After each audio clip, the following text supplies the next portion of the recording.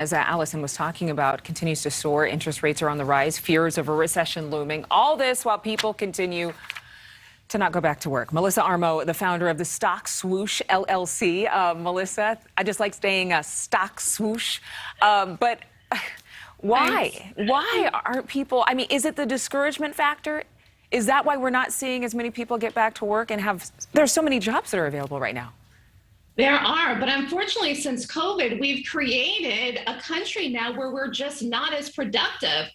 And unfortunately, we're 2 years past COVID now. We've got to get back to work. And people do need to work in order to support themselves. But there was so much government stimulus, I think people became to rely on that. Plus, there was fears of COVID. So it was all a combination of things. But with increased interest rates, you're going to have lower economic growth.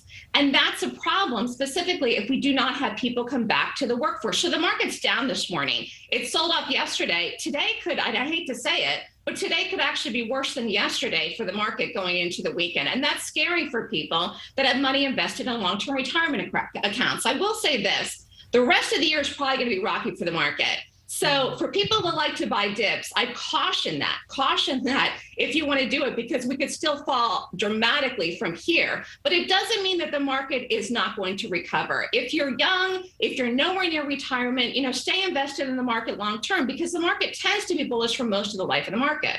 And what should people do in terms of financial planning? I mean, you mentioned young people writing it out, but there are a lot of people who are not in the young category anymore, and it's creating this general unease.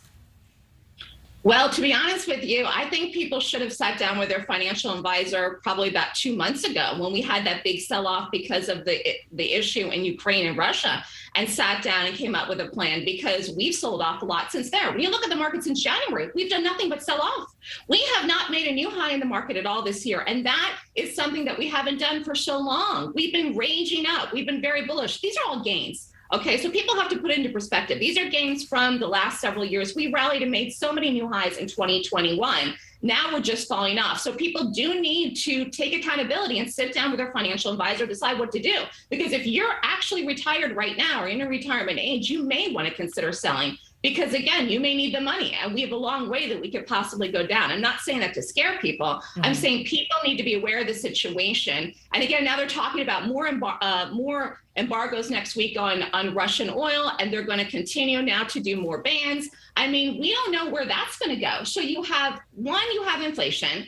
Then you have this low labor participation. Then on top of that, you have rising interest rates. And then on top of that, you have the Russia-Ukraine situation. So it's a perfect storm here, unfortunately, going into the summer months. If the market recovers this year, it's not going to be probably till the early fall or maybe late into 2022. Is there anything somebody can do in preparation for what looks like it could be coming, a recession?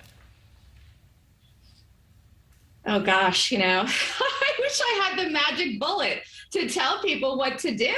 And unfortunately, people, when they're going into these situations, if you didn't live in the 1970s, or if you were born in the 1970s and you were super duper young, you didn't live in the time where interest rates were 9-10%. So there's so many people now on this planet that have no idea how to deal with these types of interest rates or rising prices. I'd say make sure you don't overspend. I guess that's the best practical advice that I could give to people. Make sure you have cash on hand and make sure you don't overspend. And if you really feel like you need extra money, go out and get a part-time job or find something else to do for extra cash, because there's plenty of jobs available. That was part of the reason why the market's reacting bad today, is because we have low labor participation rate. Even 10 hours a week extra part-time can cover some of the costs for people. Yeah, it's certainly there's an abundance of riches when it comes to jobs right now. Melissa Armo, thank you so much. Also, maybe we should talk to our granddaddies and our great-granddaddies and ask them what it was like when they were young.